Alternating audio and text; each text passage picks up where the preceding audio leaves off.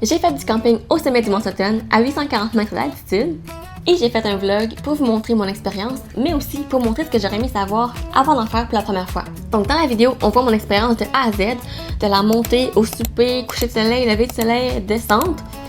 Puis aussi, je montre presque tous les différents sites de camping. On peut savoir plus facilement lesquels on veut réserver. Disclaimer aussi, je me considère pas experte ni en camping, ni en montagne, ni en rien. I'm just a girl. Donc, ce qu'il y a dans la vidéo, c'est vraiment mon expérience à moi, ce qui fonctionne, ce que j'aime faire. Mais je suis très ouverte aux commentaires, suggestions, donc n'hésitez pas. Si vous voulez en voir plus, j'ai plusieurs vidéos sur TikTok qui montrent la montée par les pistes de ski, d'autres par les sentiers du Penn.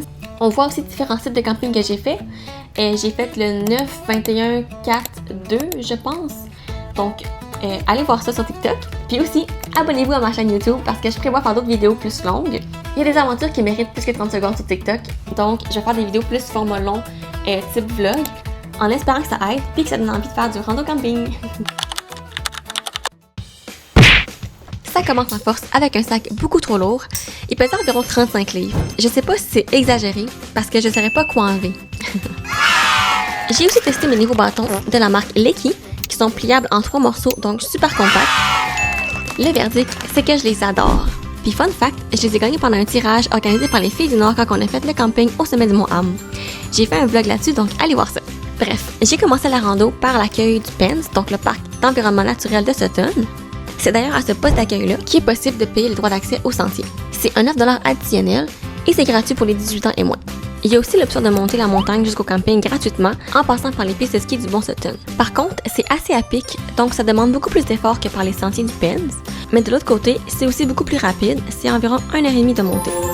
Il y a une autre option encore plus rapide, c'est de prendre un télésiège qui est environ 24 $ par personne pour se rendre à un premier chalet, puis à partir de là, c'est environ 45 minutes de marche. De mon côté, j'aime beaucoup plus passer par les sentiers du Penn parce que c'est à l'ombre, c'est aussi un sentier à sens unique, donc c'est beaucoup plus paisible et c'est une belle rando avec plein de points de vue différents. Même en prenant le mauvais sentier, en me perdant un petit peu, je suis arrivée devant un point de vue qui était une belle chute. Je sais pas j'étais rendue où ou quelle chute je regardais, mais j'aurais pu rester des heures à écouter le son de l'eau. Bref, après avoir retrouvé le bon chemin, je me suis rendue au premier lac du sentier, le lac Vogel. Anyway. C'est quand même un petit détour du sentier, mais ça vaut vraiment la peine.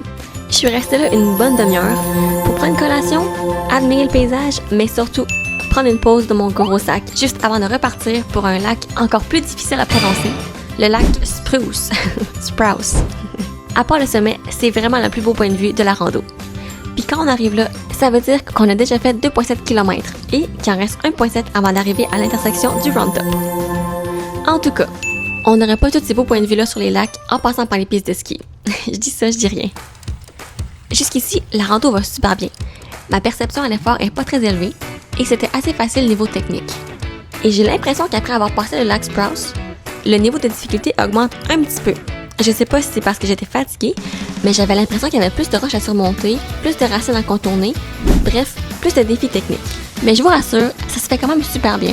Puis en plus, dans la partie que je considérais la plus difficile, soit un petit peu après l'intersection du Round Top, il y a maintenant des cordes, donc c'est beaucoup plus facile de passer à travers les grosses roches qu'on voit dans la vidéo un petit peu plus tard.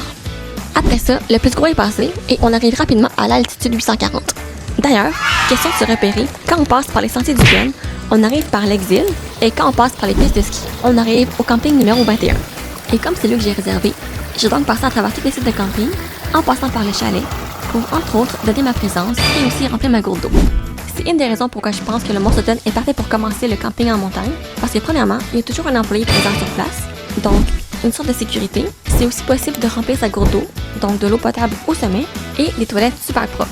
Il y a aussi des ronds de feu communs, donc c'est possible de se rassembler pour se réchauffer, pour faire des guimauves ou juste parler. Puis en plus, il y a plein d'options bouffe au sommet. Tu peux acheter un filet de saumon, des saucisses bacon fromage, une bavette de veau, des brochettes de poulet, des hamburgers, cheeseburgers, des steaks de tofu, bref, il y en a pour tous les goûts. Et comme c'était pas assez, à la place de faire du camping dans une tente, tu peux aussi louer un abri rustique. Ça vient en plus avec un matelas. Mais ici, je vais vous montrer les différents sites de camping avec le nombre maximum de tentes par site et aussi les différentes vues pour que vous voyez lequel qui vaut plus la peine. Perso, j'ai un coup de cœur pour le 21 parce que c'est le meilleur pour le coucher de soleil. J'aime beaucoup la vue du numéro 4 et du numéro 5. L'exil aussi, c'est parfait pour les levées de soleil. Et j'ai aussi beaucoup aimé le numéro 9 parce qu'il n'est pas collé au chemin. Donc, c'est un peu plus isolé et un peu plus calme. Par contre, je pense sincèrement que tous les sites valent la peine parce que tu profites du plein air, tu peux faire plein de belles rencontres, créer des beaux souvenirs et en plus vivre une expérience assez unique. Aussi, ce qui est le fun de passer par les sentiers du Pen, c'est que le droit d'accès de 9 $ est valide pour 2 jours. Donc la journée que tu montes et la journée que tu redescends, ce qui permet de profiter de la montagne à 100%. Par exemple, en faisant le round top du Mont Sutton, qui est à 968 mètres d'altitude, ça vaut vraiment la peine.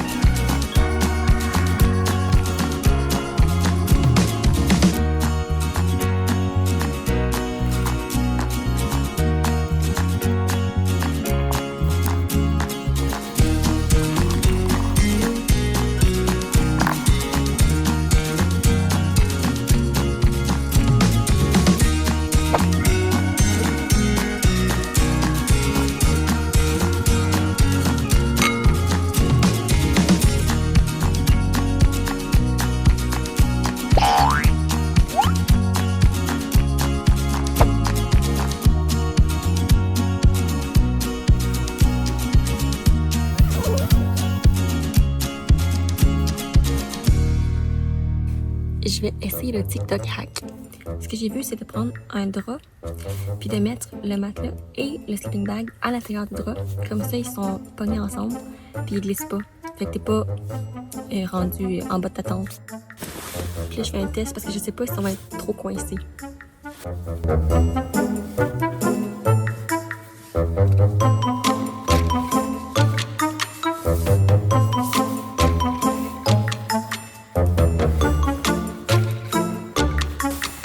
Moment de vérité, on va tester voir si ça fonctionne.